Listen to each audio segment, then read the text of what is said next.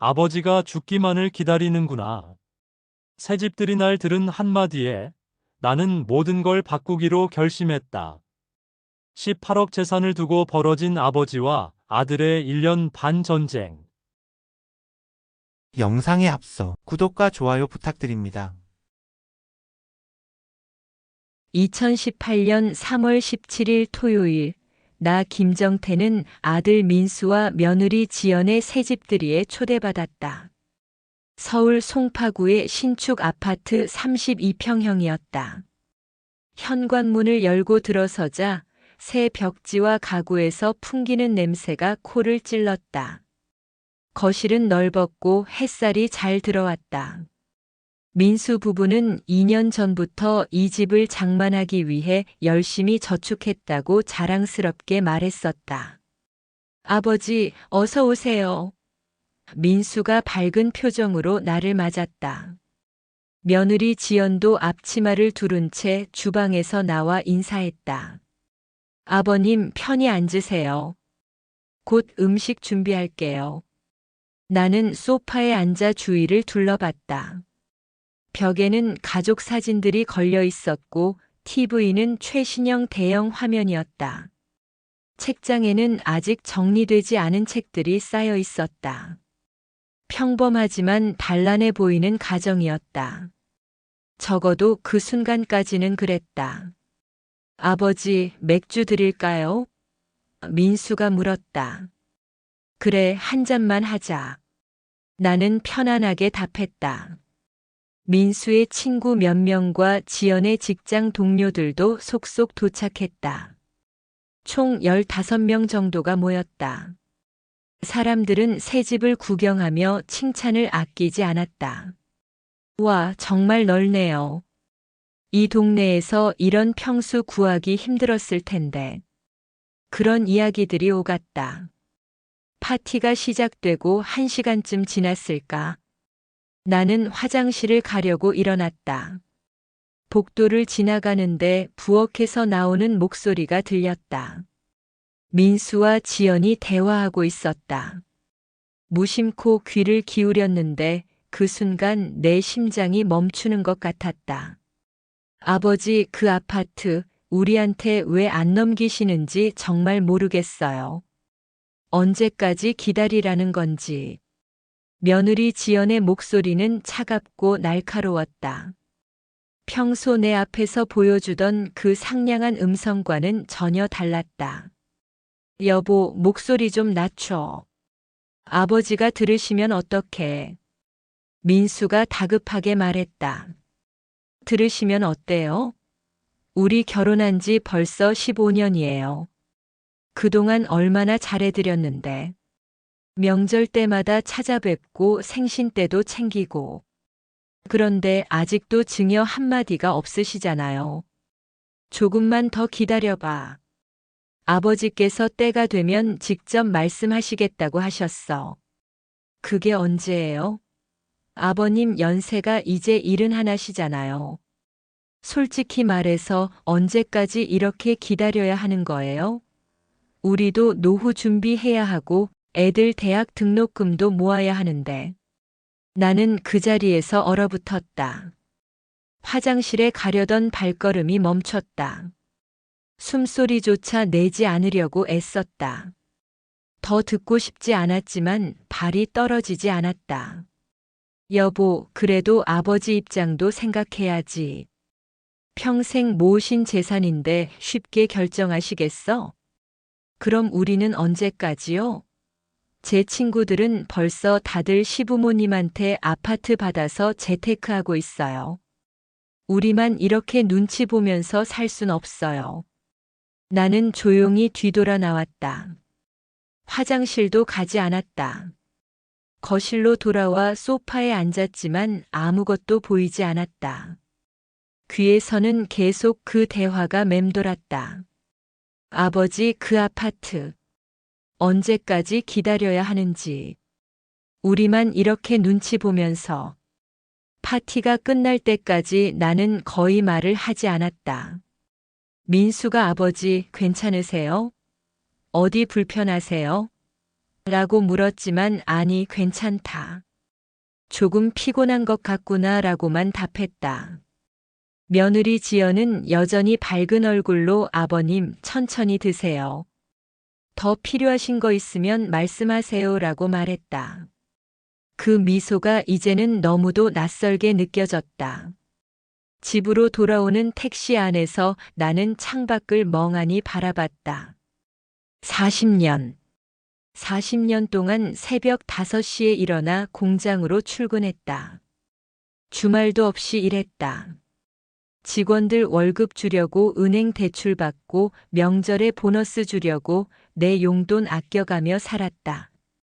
그렇게 모은 돈으로 강남 아파트 한 채를 샀다. 1995년에 산 그 아파트는 이제 시세가 15억을 넘었다. 나는 그 아파트가 내 평생의 자랑이었다.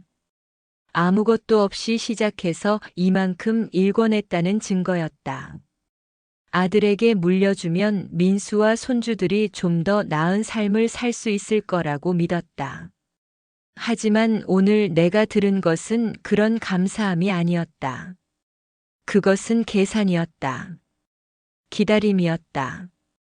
그리고 조바심이었다. 집에 도착해서 나는 아파트 등기부등본을 꺼내봤다. 내 이름이 또렷하게 적혀 있었다. 그리고 통장도 꺼내봤다. 공장을 정리하고 받은 퇴직금, 평생 모은 적금, 예금까지 합치면 약 3억 원이 있었다. 부동산과 현금을 합치면 총 18억 정도의 재산이었다. 내가 죽기를 기다리는구나. 나는 중얼거렸다. 그날 밤 나는 잠을 이루지 못했다. 천장을 바라보며 계속 생각했다. 언제부터였을까? 아들과 며느리가 나를 보는 눈빛이 달라진 것이. 작년 설날 떡국을 먹으면서 민수가 아버지, 요즘 부동산 시장이 어떤지 아세요? 강남은 계속 오른대요라고 말했던 것. 추석 때 지연이 아버님, 혹시 상속세에 대해 알아보셨어요? 미리 준비하시는 게 좋대요라고 넌지시 말했던 것. 그 모든 것들이 이제는 다르게 보였다. 다음 날 아침 나는 결심했다. 그냥 당하고만 있을 수는 없었다. 하지만 어떻게 해야 할지 막막했다. 우선 정보가 필요했다. 나는 동사무소에 갔다. 혹시 상속이나 증여 관련해서 상담받을 수 있는 곳이 있나요? 직원이 친절하게 안내해 줬다. 어르신 매주 수요일에 무료 법률 상담이 있습니다.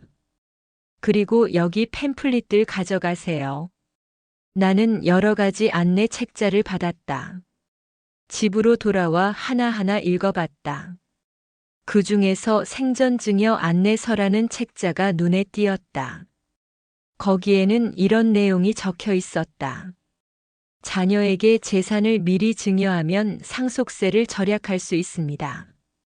하지만 증여 후 관계가 악화되는 경우도 많으니 신중히 결정하세요. 나는 쓴웃음을 지었다. 관계가 악화되는 정도가 아니라 이미 악화된 것 같았다. 단지 내가 모르고 있었을 뿐. 수요일이 되자 나는 동사무소의 법률 상담소를 찾았다. 50대로 보이는 변호사가 나를 맞았다. 어르신, 무슨 일로 오셨어요? 상속 문제로 상담받고 싶습니다. 네, 말씀하세요. 나는 내 상황을 간략하게 설명했다. 아들과 며느리가 내 재산을 탐내는 것 같다고. 변호사는 고개를 끄덕이며 들었다.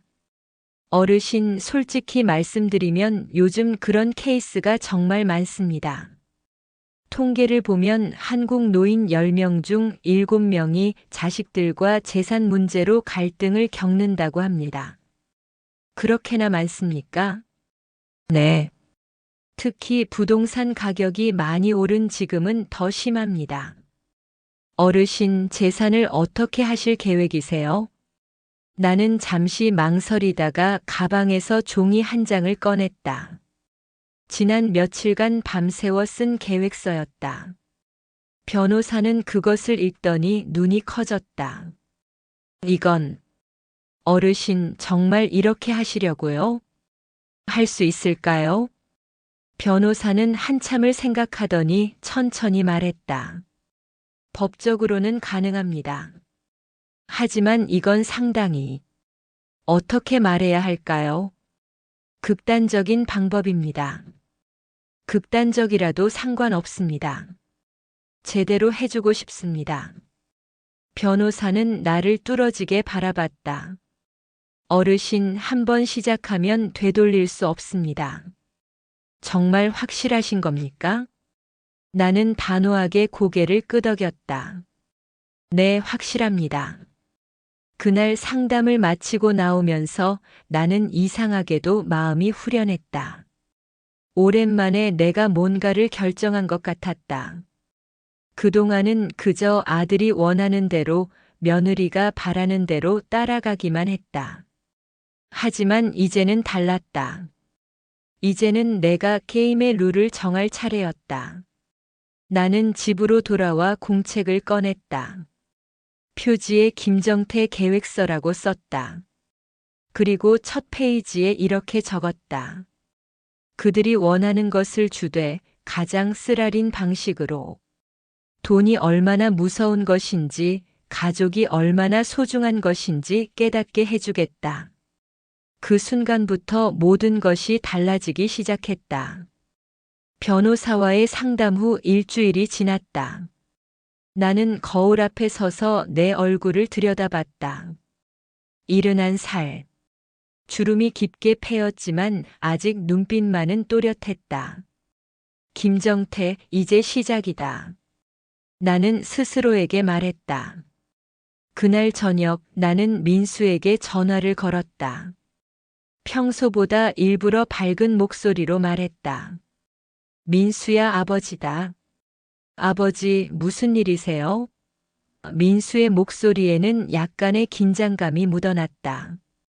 새집들이 이후 처음 연락하는 것이었으니까. 아니, 별일 아니고. 저번에 너희 집에 갔을 때 아버지가 좀 피곤해 보였다고 걱정했지? 그래서 그런데.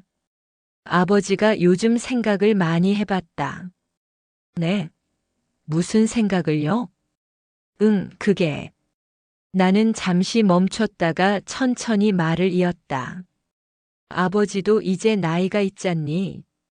언제까지 이 아파트를 혼자 지키고 있을 수는 없지 않겠니? 전화 너머로 민수가 숨을 죽이는 소리가 들렸다. 그래서 말인데 너희한테 아파트를 넘겨줄까 생각 중이다. 순간 정적이 흘렀다. 그리고 민수의 목소리가 떨리며 들려왔다. 정말, 정말이세요, 아버지? 그럼 거짓말 하겠니? 내가 누구냐? 내 새끼인데. 너희가 힘들게 사는 것도 알고 손주들 키우느라 돈도 많이 들 텐데. 나는 최대한 자연스럽게 연기했다. 아버지, 감사합니다. 정말 감사합니다. 민수의 목소리가 확 밝아졌다. 그래, 다만 서류 준비하는데 시간이 좀 걸릴 것 같다. 아버지가 이런 거 잘 모르잖니. 천천히 알아보면서 진행하자. 네. 물론이죠. 천천히 하세요. 제가 필요한 거 있으면 다 도와드릴게요. 전화를 끊고 나는 쓴웃음을 지었다. 목소리가 얼마나 달라지는지. 한마디에 사람이 이렇게 변하는구나. 다음 날 민수와 지연이 함께 찾아왔다. 손에는 고급 과일 바구니와 한우 세트를 들고 있었다. 아버님 건강하셨어요? 지연의 목소리는 꿀처럼 달았다. 그래, 잘 있었다. 어서 들어와라. 거실에 앉자 민수가 조심스럽게 말을 꺼냈다. 아버지, 어제 말씀하신 거 정말 고민 끝에 결정하신 거죠? 물론이지. 아버지가 언제 말 바꾼 적 있더냐? 지연이 눈물을 글썽이며 말했다. 아버님 정말 감사합니다. 저희가 그동안 부족했는데도 이렇게 해주시니. 나는 속으로 비웃었다. 부족했다는 걸 아는구나. 하지만 표정은 온화하게 유지했다. 괜찮다. 가족끼리 그런 거 따질 필요 있나. 다만 아버지가 법률이나 이런 거 잘 모르니까 좀 천천히 진행하자. 괜찮지? 당연하죠. 저희가 필요한 서류 같은 거 다 알아볼게요. 민수가 적극적으로 나섰다. 그들이 돌아간 후 나는 본격적으로 계획을 실행에 옮기기 시작했다. 우선 공책을 펼쳤다. 김정태 계획서라는 제목 아래 세부 항목들을 적었다. 1단계 가짜 희망 주기 3개월. 증여 의사를 보이되 서류 준비가 복잡하다고 시간 끌기. 그들의 태도 변화를 관찰하고 기록하기. 진짜 의도는 절대 드러내지 않기. 2단계 재산 재배치 6개월. 예금을 해외로 이동. 아파트의 대출 설정. 법적으로 완벽한 안전장치 마련. 3단계 진실의 순간 시기 미정. 그들이 가장 기대할 때 진실 공개. 진짜 교훈 전달. 나는 첫 번째 단계부터 시작했다. 우선 법무사 사무실을 찾아갔다. 평소 알고 지내던 이 법무사는 정직하고 꼼꼼한 사람이었다. 선생님, 부탁이 하나 있습니다. 말씀하세요, 사장님. 증여 서류를 하나 만들어 주시되. 법적 효력은 없지만 겉보기에는 진짜 같은 문서 말입니다. 법무사는 의아한 표정을 지었다. 그게 무슨 말씀이신지. 나는 내 계획을 간략하게 설명했다. 법무사는 듣고 나서 한참을 생각하더니 고개를 끄덕였다. 알겠습니다. 법적으로 문제될 것은 없습니다. 사적으로 만든 서류일 뿐이니까요. 다만, 정말 이렇게까지 하셔야 하나요? 네, 해야 합니다. 일주일 후 법무사는 완벽하게 만들어진 서류를 건넸다. 겉보기에는 진짜 증여 계약서처럼 보였지만 자세히 보면 법적 효력이 없는 문구들로 가득했다. 예를 들어본 계약은 증여자의 주관적 판단에 따른 조건이 충족될 경우에만 효력이 발생한다는 식이었다. 나는 만족스럽게 웃었다. 완벽합니다. 두 번째 단계는 더 복잡했다. 나는 은행을 찾아가 지점장을 만났다.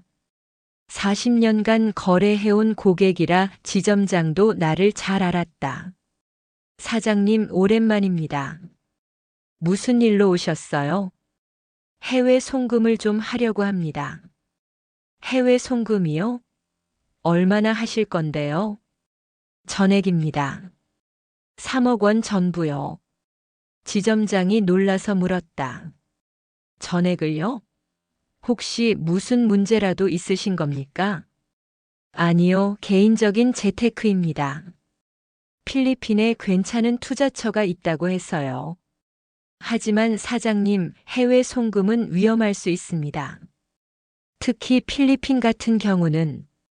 괜찮습니다. 제가 알아서 할게요. 그리고 이 일은 비밀로 해주세요. 지점장은 못마땅한 표정이었지만 결국 업무를 처리해줬다. 물론 나는 필리핀에 진짜 투자할 생각은 없었다. 단지 돈을 일시적으로 숨겨두는 것뿐이었다. 나중에 다시 한국으로 가져올 계획이었다. 다음은 아파트였다. 나는 부동산 대출을 알아봤다. 시세 15억짜리 아파트에 최대 한도로 대출을 받으면 약 10억 원까지 가능했다. 나는 실제로 대출을 받았다. 그리고 그 돈을 역시 안전한 곳에 보관했다. 이 모든 과정에서 민수와 지연은 아무것도 몰랐다. 그들은 계속 나를 찾아왔다. 처음 한 달은 일주일에 한 번씩, 두 번째 달은 2주에 한 번씩. 아버지, 서류 진행은 어떻게 되고 있어요? 민수가 물었다. 아, 그게 생각보다 복잡하구나.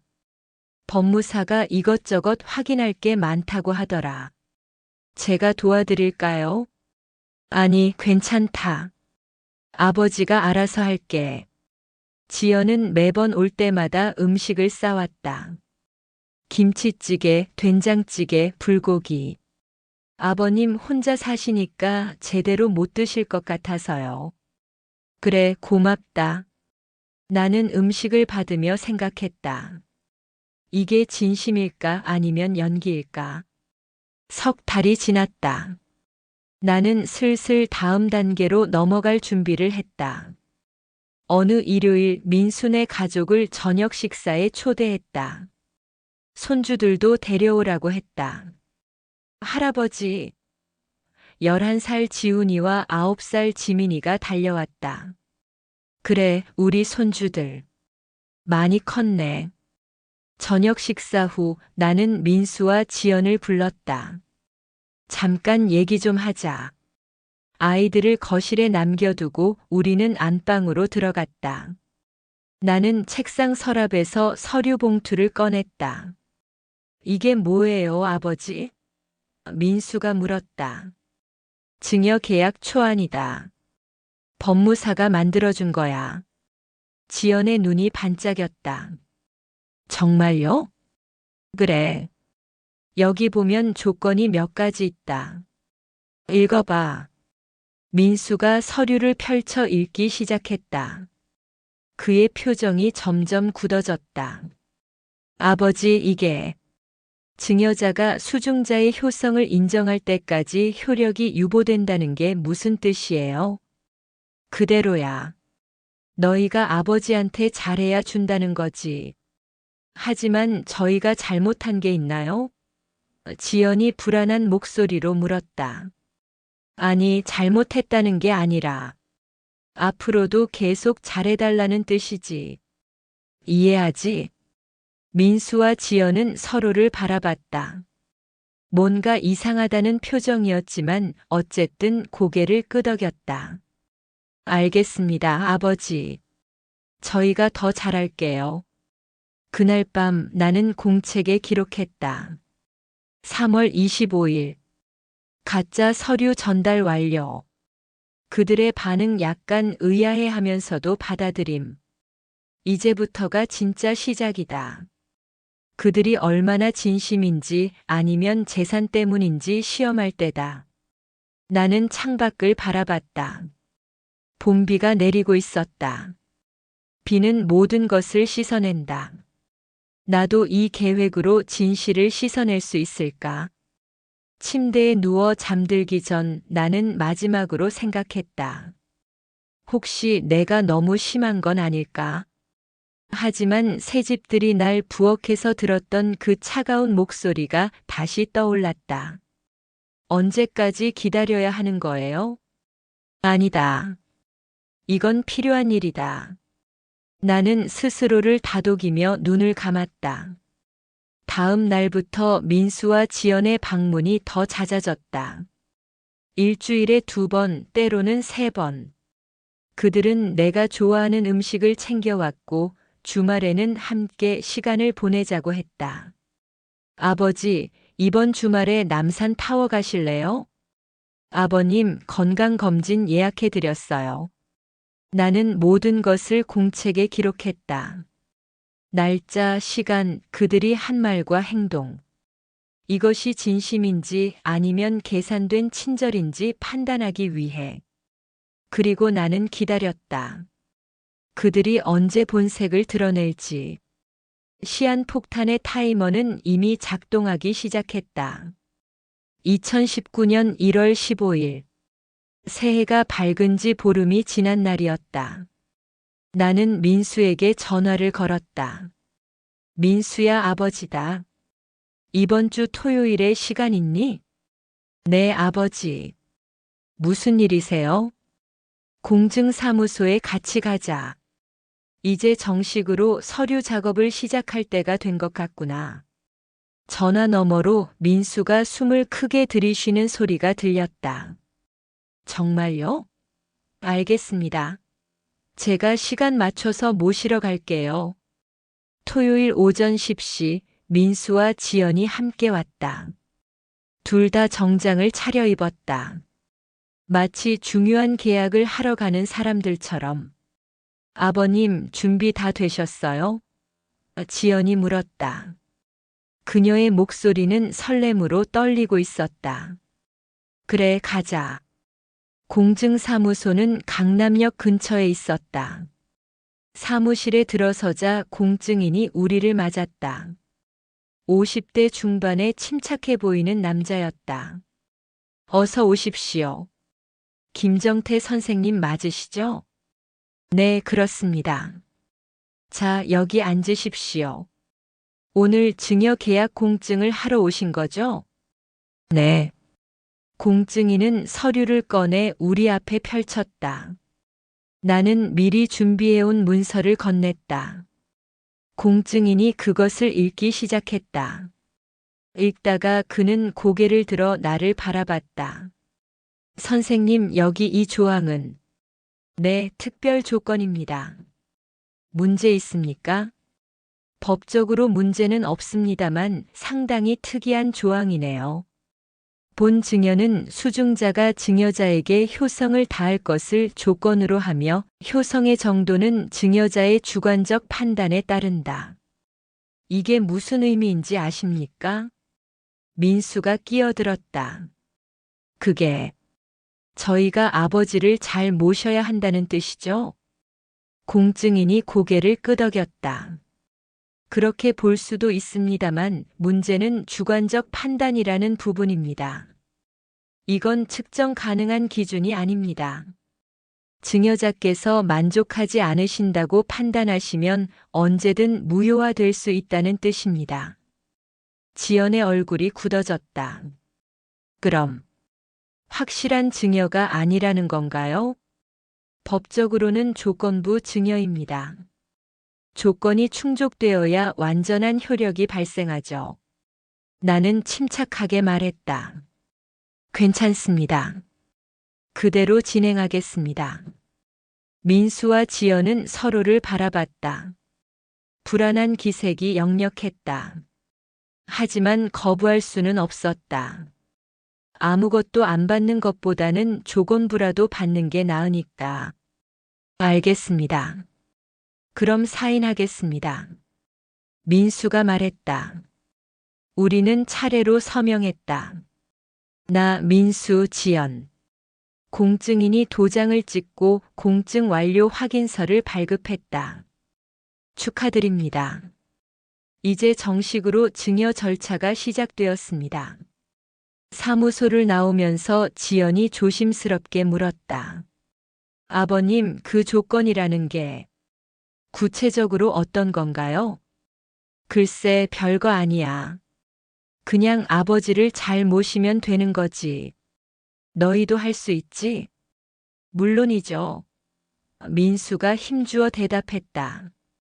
집으로 돌아오는 길 나는 창밖을 바라보며 생각했다. 이제 시작이다. 진짜 게임은 지금부터다. 그날 밤 나는 공책을 펼쳤다. 함정 1단계 완료라고 적었다. 그리고 그 아래에 새로운 계획을 적었다. 관찰 기간 3개월. 주 1회 이상 방문 요구. 명절 및 기념일 참석 필수. 건강검진 동행. 전화 통화 주 3회 이상. 평가 기준. 진심인가 의무인가. 짜증이나 불만의 징후. 다른 사람들 앞에서의 태도 vs 나와 단둘이 있을 때의 태도. 처음 한 달은 놀라울 정도였다. 민수와 지연은 거의 매주 찾아왔다. 때로는 주중에도 들렀다. 아버지, 저녁 드셨어요? 제가 삼겹살 구워드릴게요. 아버님, 이번 주말에 공연 보러 가실래요? 티켓 2장 있어요. 손주들도 자주 데려왔다. 지훈이와 지민이는 나와 함께 시간을 보냈다.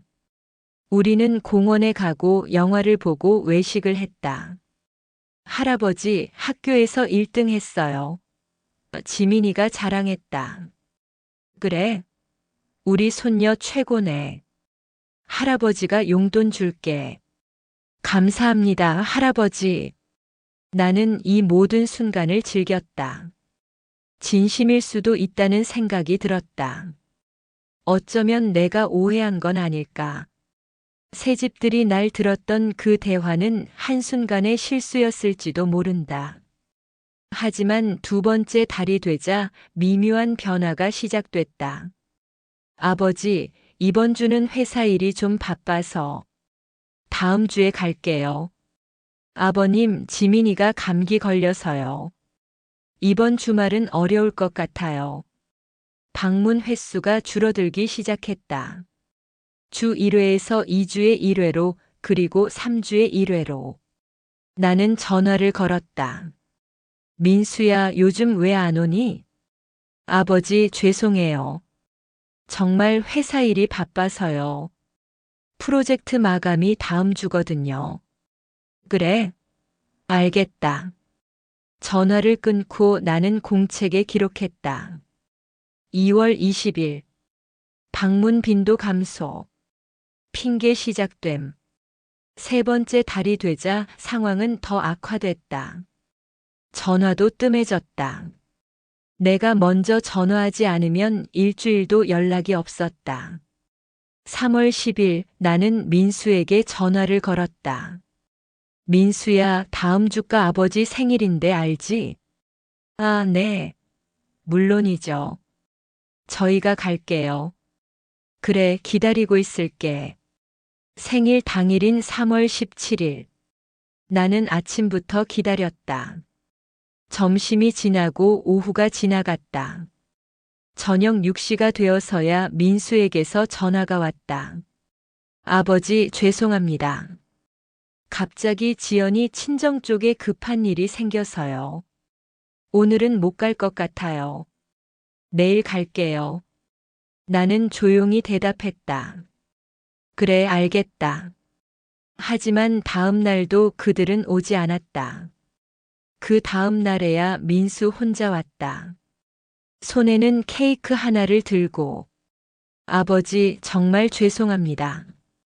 어제 일이 생각보다 복잡해서. 괜찮다. 들어와라. 우리는 조촐하게 케이크를 먹었다. 대화는 어색했다. 민수는 30분도 안 되어 일어났다. 아버지, 제가 오늘도 처리할 일이 있어서요. 먼저 갈게요. 그래, 가봐라. 혼자 남은 나는 창밖을 바라봤다. 해가 지고 있었다. 나는 공책을 꺼내 적었다. 3월 17일. 생일. 약속 어김. 다음 날도 오지 않음. 결론 관심 소멸 시작. 그날 밤 나는 결심했다. 이제 2단계로 넘어갈 때다. 3월 20일 나는 민수와 지연을 저녁 식사에 초대했다. 오랜만에 그들은 함께 왔다. 아버지, 오늘은 무슨 특별한 날인가요? 민수가 물었다. 응, 너희한테 할 얘기가 있어서.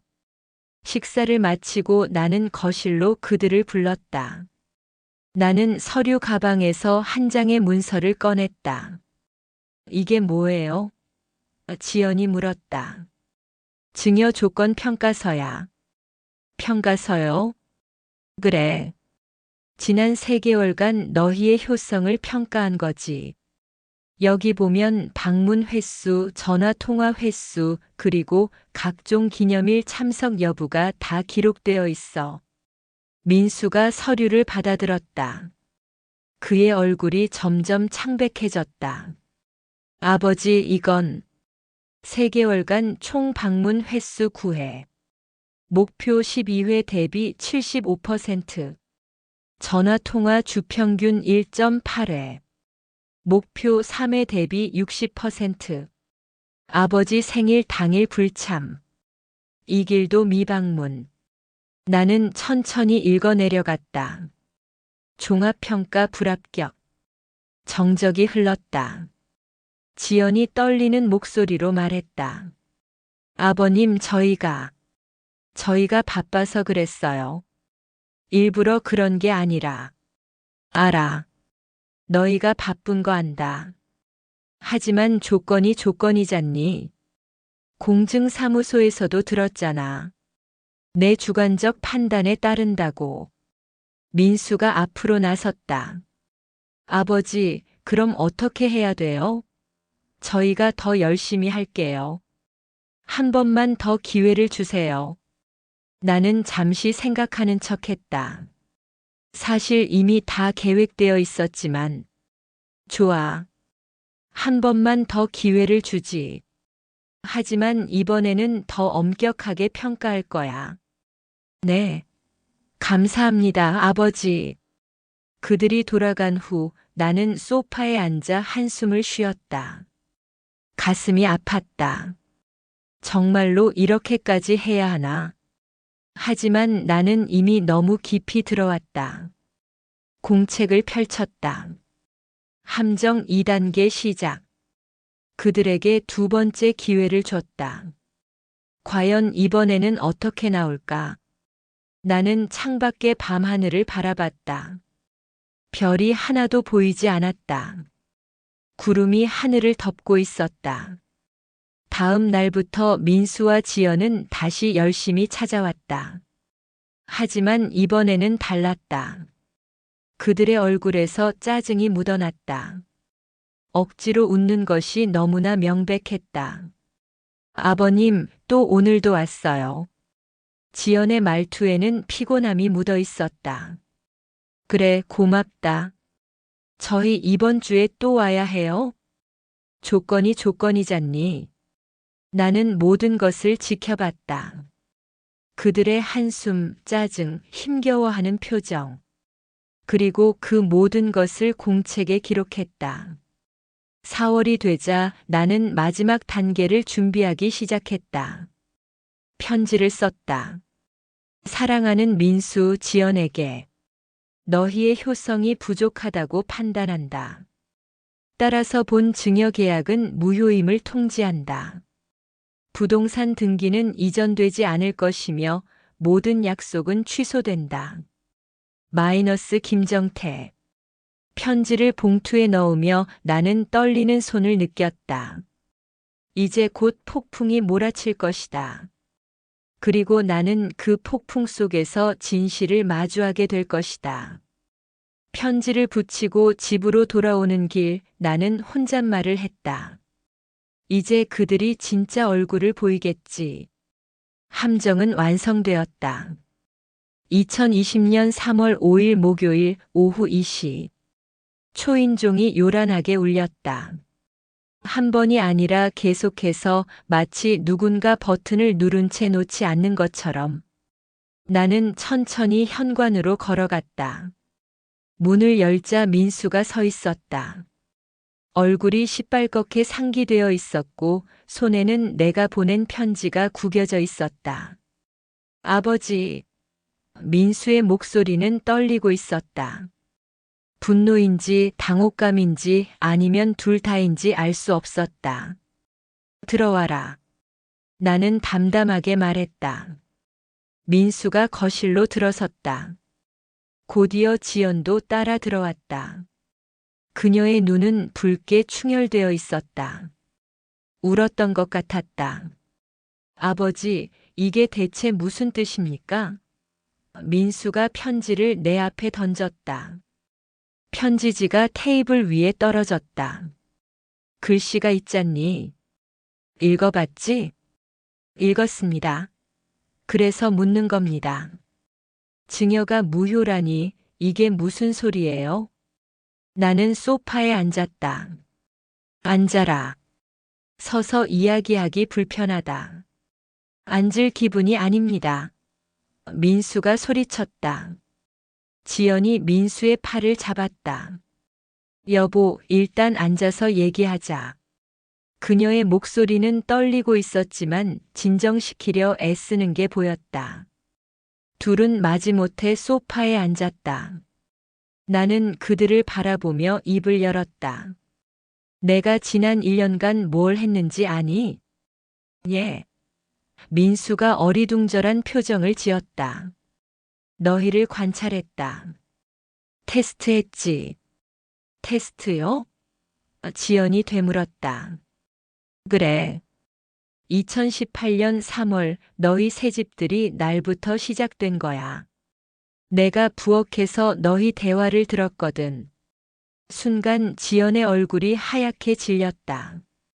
민수도 입을 벌린 채 굳어버렸다. 아버지 그 아파트 우리한테 왜 안 넘기시는지 몰라요. 이렇게 말했지. 아버님. 지연의 목소리가 가늘게 떨렸다. 언제까지 기다려야 하냐고도 했고. 그 순간 나는 깨달았어. 너희가 나를 보는 게 아니라 내 재산을 보고 있다는 걸. 민수가 황급히 변명했다. 아버지, 그건 그냥 순간적으로 나온 말이었어요. 저희가 힘들 때였고. 알아. 그래서 내가 확인하고 싶었던 거야. 정말 그게 순간적인 실수였는지 아니면 너희의 진짜 속마음이었는지. 나는 서재로 가서 두꺼운 공책을 가져왔다. 김정태 계획서라고 적힌 그 공책. 이게 뭐예요? 민수가 물었다. 1년 6개월간의 기록이야. 너희의 모든 행동, 말, 태도를 기록했지. 공책을 펼쳤다. 페이지마다 빼곡하게 적힌 글씨들이 보였다. 2019년 1월부터 3월까지는 좋았어. 너희가 자주 왔고 정말 신경 써주는 것 같았어. 하지만 4월부터 달라지기 시작했지. 방문 횟수가 줄었고 전화도 뜸해졌어. 그건 저희가 정말 바빴어요. 지연이 항변했다. 바쁜 건 알아. 하지만 내 생일은 약속했잖아. 당일에 오겠다고. 그런데 오지 않았지. 다음 날도. 민수가 입술을 깨물었다. 죄송합니다. 그건 정말 급한 일이 있어서.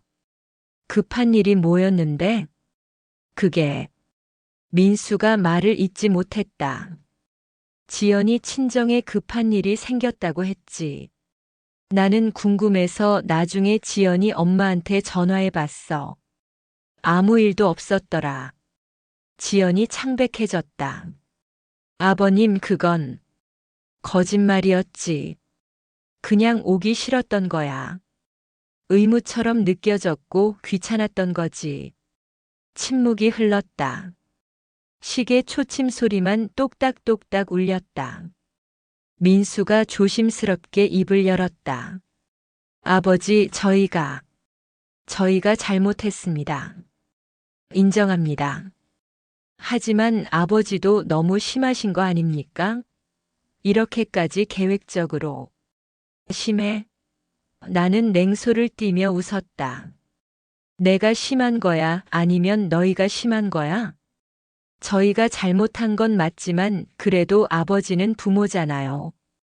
조금은 이해해 주시고 용서해 주셔야 하는 거 아닙니까? 이해?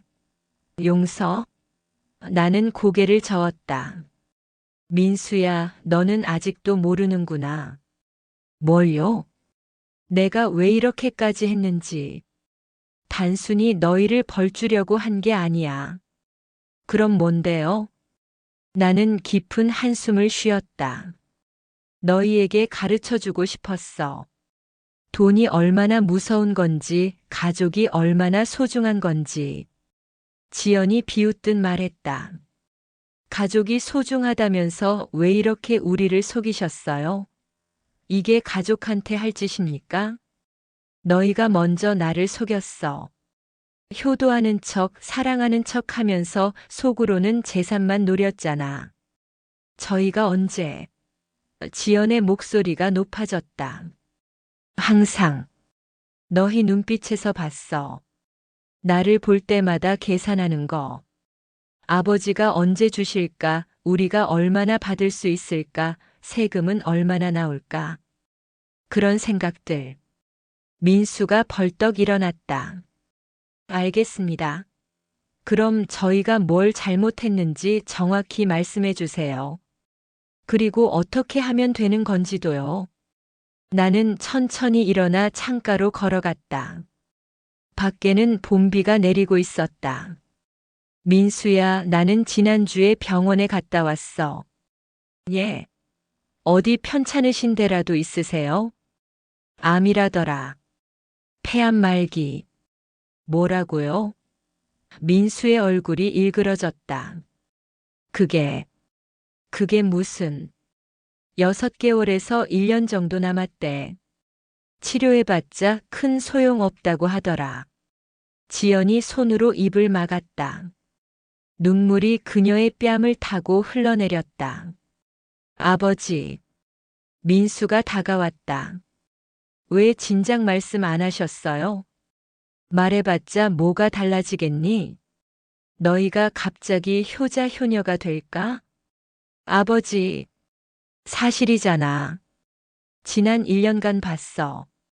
너희는 조건이 있을 때만 나를 찾아왔어. 점수를 따야 할 때만 친절했지. 그게 진짜 가족이니? 민수는 아무 말도 하지 못했다. 그저 고개를 숙인 채 서 있을 뿐이었다. 나는 다시 소파로 돌아와 앉았다. 이제 진실을 다 얘기하지. 나는 법률 상담을 받았어. 그리고 알게 됐지. 뭘요? 지연이 물었다. 아파트 말이야. 작년에 대출을 받았어. 최대 한도로. 네. 민수의 눈이 커졌다. 10억 원. 시세 15억짜리 아파트에 10억 대출이 걸려 있어. 너희가 받아봤자 5억밖에 안 남아. 왜 그러신 거예요? 지연의 목소리가 떨렸다. 그리고 예금도 3억 원 전부 필리핀으로 보냈어. 필리핀이요? 민수가 어이없다는 듯 물었다. 투자 명목으로. 물론 나중에 돌려받을 수 있어. 하지만 지금 당장은 없지. 지연이 주저앉으며 말했다.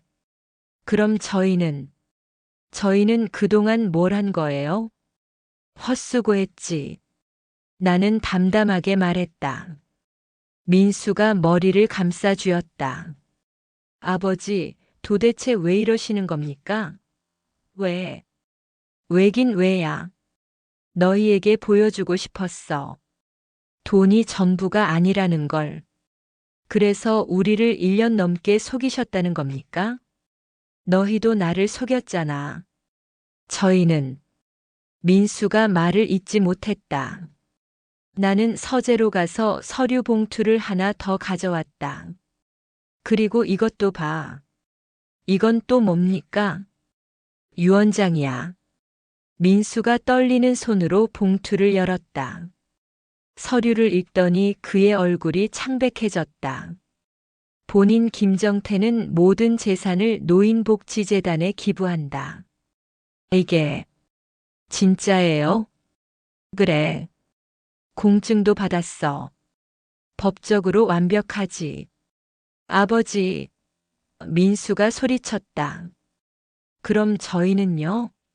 저희는 아무것도 받지 못한다는 겁니까? 그렇게 되겠지. 지연이 울음을 터뜨렸다. 왜요? 왜 이러시는 거예요? 저희가 그렇게 미웠어요? 그렇게 밉고 원망스러우면 차라리 얘기를 하시지 왜 이렇게 돌아가서 말했으면 달라졌을까? 나는 조용히 물었다.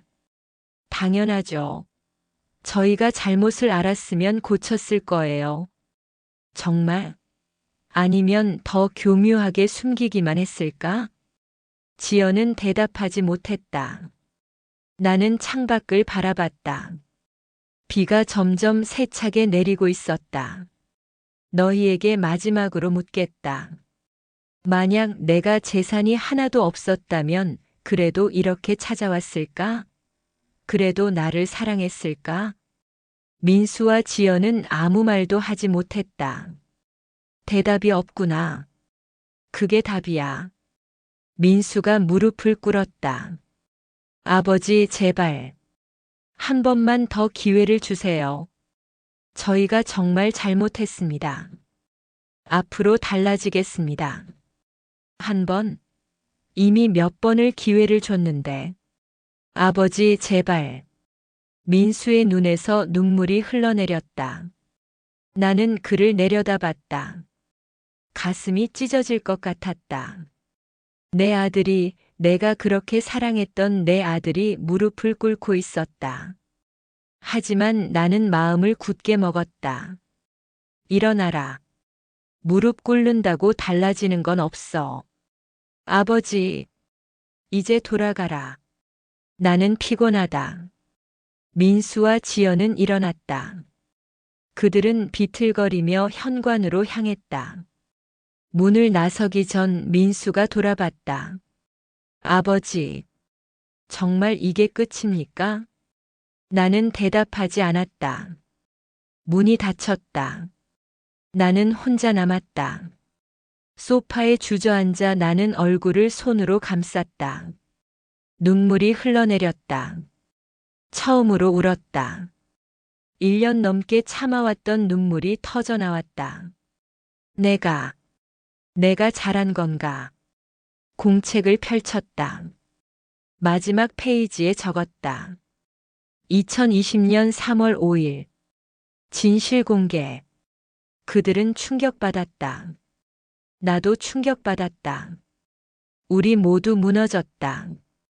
이게 내가 원했던 결말인가? 모르겠다. 정말 모르겠다. 펜을 놓고 나는 창밖을 바라봤다. 비는 여전히 내리고 있었다. 그날 밤 나는 잠들지 못했다. 계속 생각했다. 내가 너무 심했던 건 아닐까? 하지만 그들도 잘못했다. 누가 먼저인가? 누가 더 잘못한 건가? 답은 없었다. 다만 한 가지는 확실했다. 우리 가족은 이제 예전으로 돌아갈 수 없다는 것. 그리고 그 책임은 우리 모두에게 있다는 것.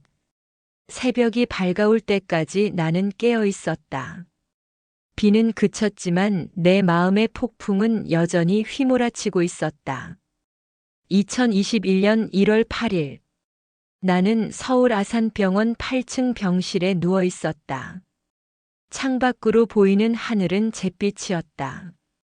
눈이 올 것 같은 날씨였다. 선생님, 식사는 조금이라도 하셔야죠. 간호사가 들어와 말했다. 고맙지만 괜찮습니다. 입맛이 없어서요. 간호사는 안타까운 표정으로 나갔다.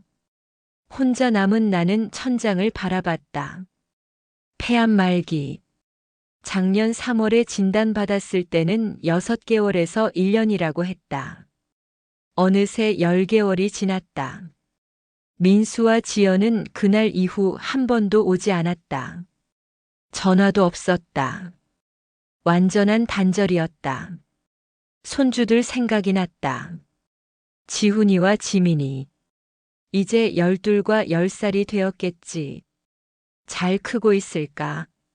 학교는 재미있을까? 친구들은 많이 사귀었을까?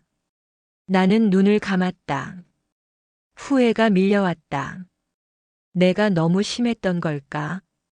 아들과 며느리를 시험에 들게 하고 함정에 빠뜨리고 모든 것을 빼앗겠다고 선언하고. 잘한 건가? 내가. 병실 문이 열렸다. 담당 의사가 들어왔다. 김정태 선생님, 오늘 컨디션은 어떠세요? 그럭저럭입니다, 선생님. 의사는 차트를 확인하더니 조심스럽게 말했다. 선생님, 솔직히 말씀드리면 시간이 많지 않으신 것 같습니다. 1달, 길어야 2달. 나는 고개를 끄덕였다. 알고 있습니다. 가족분들께 연락하시는 게 좋을 것 같은데요. 가족은 없습니다. 하지만 차트에 보면 아드님이 없습니다. 나는 단호하게 말했다. 의사는 더 이상 묻지 않았다. 그저 편히 쉬세요라고 말하고 나갔다. 나는 침대 옆 서랍을 열었다. 거기에는 편지지와 펜이 있었다. 지난 며칠간 계속 쓰려고 했지만 차마 쓰지 못했던 편지. 오늘은 써야겠다고 생각했다. 떨리는 손으로 펜을 잡았다. 사랑하는 민수에게. 첫 줄을 쓰고 나는 잠시 멈췄다. 무슨 말부터 해야 할까? 사과? 해명? 고백? 나는 천천히 써 내려가기 시작했다. 민수야, 아버지가 이 편지를 쓰는 지금 아마도 너는 여전히 나를 원망하고 있겠지. 당연하다. 나는 내게 너무 가혹했다.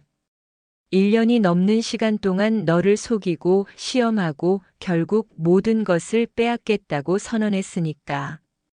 너는 아버지가 왜 그랬는지 이해하지 못할 것이다. 나도 사실 확신이 서지 않는다. 정말로 이것이 옳은 방법이었는지. 2018년 3월 내 새집들이 나를 기억하니?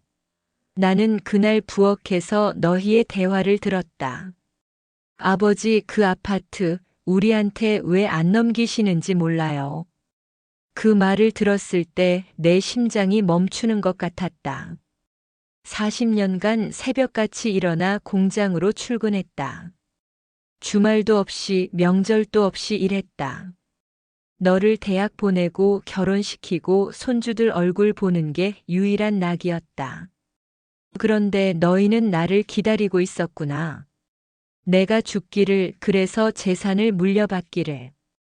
아버지가 미쳤다고 생각하겠지. 하지만 나는 너희에게 가르쳐 주고 싶었다. 돈이 가족보다 중요한 게 아니라는 것을. 사랑은 조건이 없어야 한다는 것을. 그래서 나는 계획을 세웠다. 너희를 시험하기로 했다. 증여하겠다고 말하고 조건을 달고 너희의 반응을 지켜봤다. 처음 몇 달은 좋았다. 너희가 자주 왔고 함께 시간을 보냈다. 혹시 내가 오해한 건 아닐까 싶었다. 하지만 시간이 지나자 예전으로 돌아갔다. 방문은 줄었고 전화는 뜸해졌다. 내 생일에도 오지 않았지. 그때 나는 확신했다.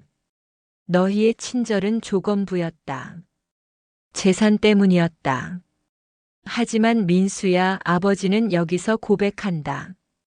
나도 잘못했다. 너를 인간으로 보지 않고 시험 대상으로 봤다. 부모로서가 아니라 판사처럼 행동했다. 작년 3월 너희에게 모든 진실을 밝혔을 때 내 얼굴을 잊을 수가 없다. 충격과 배신감 그리고 절망. 나는 너를 무너뜨렸다. 그날 밤 나도 무너졌다. 혼자 남아서 울었다. 내가 과연 잘한 건지 확신할 수 없었다. 이제 아버지에게 시간이 얼마 남지 않았다. 의사 선생님이 한두 달이라고 하셨다. 그래서 이 편지를 쓴다. 민수야, 사실을 말하자면 모든 것은 연극이었다. 아파트 대출? 이미 다 갚았다. 작년 여름에 전액 상환했다. 해외로 보낸 돈? 지난달에 다시 한국으로 가져왔다. 유언장? 그것도 가짜였다. 진짜 유언장은 따로 있다. 너는 화가 나겠지. 그럼 지금까지는 뭐였습니까? 라고 소리치고 싶겠지. 나는 기다렸다. 내가 진정으로 변하기를. 재산이 아니라 아버지를 위해 찾아오기를. 하지만 너는 오지 않았다. 10개월간 병원에 입원해 있는 동안 한 번도 오지 않았다.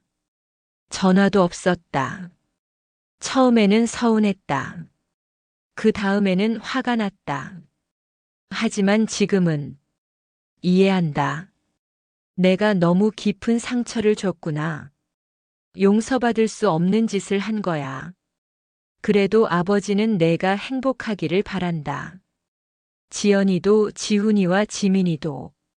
그래서 진짜 유언장을 남긴다. 아파트와 모든 예금 총 18억 원 중에서 70%인 12억 6천만 원은 너에게 간다.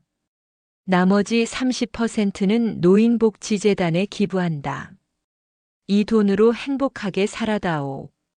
손주들 대학 보내고 내 꿈을 이루고 지연이와 함께 좋은 추억 만들어라. 단 한 가지만 명심해라. 돈은 수단이지 목적이 아니다. 가족은 조건이 없어야 한다. 사랑은 계산하는 게 아니다.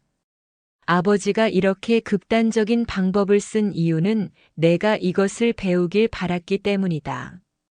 고통스러웠겠지만 기억해 주길 바란다. 언젠가 내가 나이 들고 손주들이 크면 이해할 수 있을 거야. 아버지의 마음을. 그때 가서라도 우리 아버지는 나를 사랑했구나라고 생각해 준다면 나는 그걸로 충분하다. 미안하다, 아들아. 그리고 사랑한다.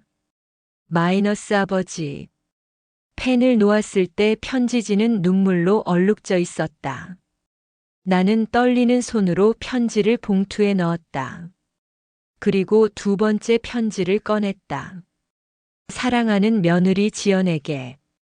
이 편지는 짧았다.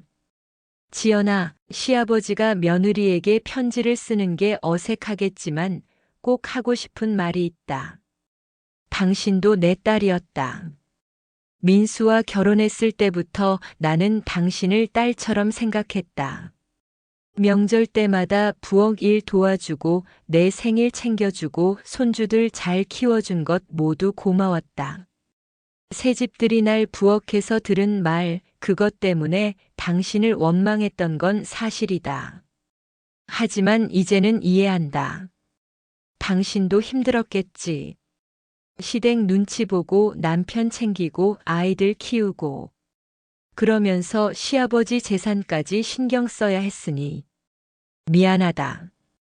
시아버지로서 더 따뜻하게 대해주지 못해서 당신에게도 부탁이 있다. 민수를 잘 보살펴 주길. 그 아이는 겉으로는 강해 보여도 속은 약하다. 당신이 있어서 내가 안심한다. 그리고 손주들에게 전해주길. 할아버지는 너희를 정말 사랑했다고. 지훈이가 1등 했을 때, 지민이가 피아노 발표회 했을 때 할아버지는 정말 행복했다고. 고맙다, 지연아. 당신도 내 딸이었다. 시아버지. 두 편지를 다 쓰고 나니 기운이 빠졌다. 나는 침대에 누웠다. 호흡이 가빠졌다. 간호사를 불렀다.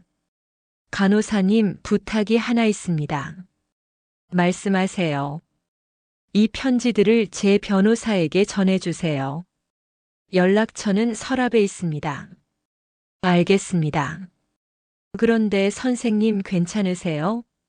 얼굴이 많이 안 좋으신데. 괜찮습니다. 그냥 조금 피곤할 뿐입니다. 간호사가 나간 후 나는 다시 창밖을 바라봤다. 눈이 내리기 시작했다. 하얀 눈송이들이 천천히 떨어졌다. 민수야. 아빠는 내가 행복했으면 좋겠구나. 눈을 감았다. 그리고 회상했다. 민수가 태어났을 때 내 품에서 울던 그 작은 아기. 처음 걸음마를 배웠을 때 내 손을 잡고 비틀거리던 모습. 초등학교 입학식 날. 너무 큰 책가방을 메고 씩씩하게 걸어가던 뒷모습. 대학 합격했을 때. 기뻐서 나를 껴안던 그 순간. 결혼식 날. 내 팔을 잡고 버질로드를 걷던 모습. 손주들이 태어났을 때. 할아버지가 됐다며 어깨에 힘주던 표정. 모두 좋은 기억들이었다. 그래. 좋은 기억들도 많았어. 2021년 1월 23일 새벽 3시 17분. 나는 혼자 조용히 눈을 감았다. 병실은 고요했다. 창밖에는 여전히 눈이 내리고 있었다. 장례식은 조촐했다. 변호사가 모든 것을 처리했다. 부고를 받은 민수와 지연이 왔다. 민수는 관 앞에서 무릎을 꿇었다. 소리 없이 울었다.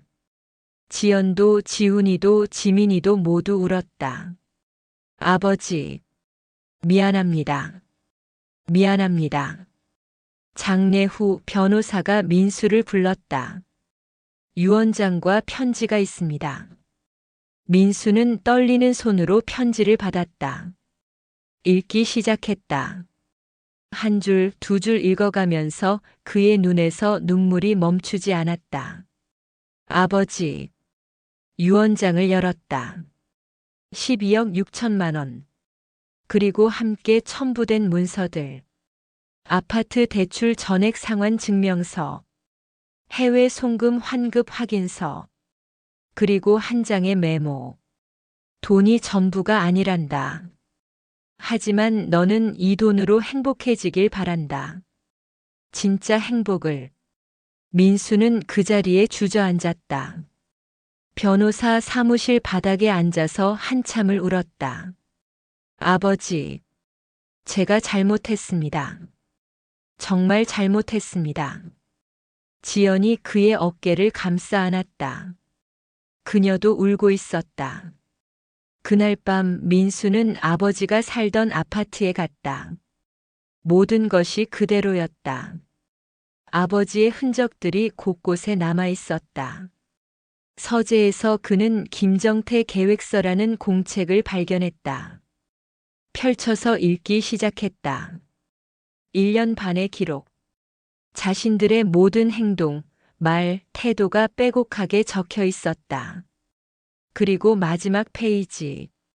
나는 아들이 행복하기를 바란다.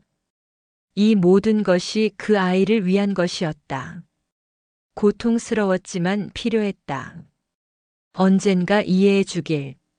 민수는 공책을 가슴에 안았다. 알겠습니다, 아버지.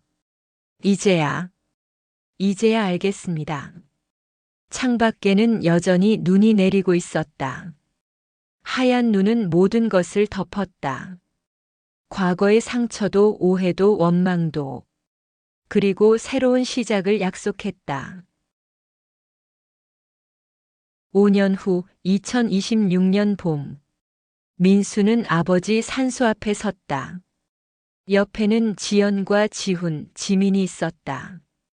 아버지, 저희 왔습니다. 그는 헌화를 하고 절을 했다.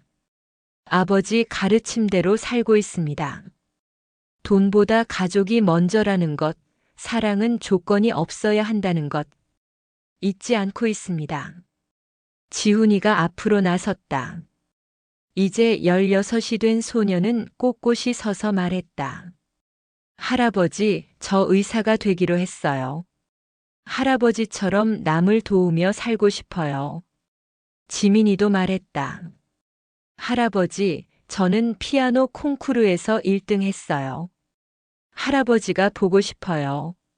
민수는 아이들을 바라보며 미소 지었다. 그리고 하늘을 올려다봤다. 아버지, 감사합니다. 아버지의 마지막 선물 잘 받았습니다. 그것은 돈이 아니라 깨달음이었습니다. 바람이 불었다. 따뜻한 봄바람이었다. 민수는 그 바람 속에서 아버지의 목소리를 들었다. 잘 살아라, 아들아. 행복해라. 네, 아버지. 행복하겠습니다. 그는 가족의 손을 잡았다. 그리고 함께 산을 내려왔다. 그들의 발걸음은 가벼웠다. 진짜 가족이 무엇인지, 진짜 사랑이 무엇인지 이제 알았기 때문이다. 끝. 구독과 좋아요는 영상 제작에 많은 도움을 줍니다. 감사합니다.